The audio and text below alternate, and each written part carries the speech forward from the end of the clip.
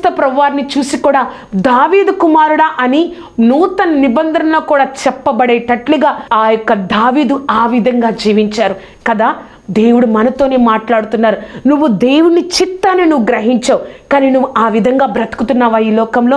నన్ను దేవుడు ఒక దైవిక ప్రణాళికబద్ధంగా నన్ను ఈ లోకంలో ఉంచారు, ఈ లోకంలో కాపాడుతూ ఉన్నారు, ఈ లోకంలో జీవించడానికి సాయం చేస్తూ ఉన్నారు, కానీ నేను ఎలా బ్రతుకుతున్నానో ఒక్కసారి నువ్వు నేను సరి చేసుకోవాలి.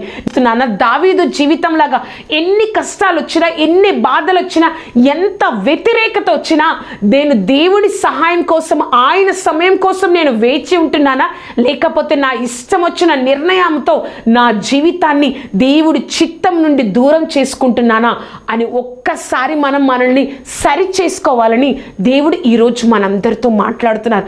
అవును కదా, నువ్వు తెలుసుకున్నావు, నువ్వెవరో దేవుడు నీకు అనేక సార్లు స్పష్టంగా చెప్పారు,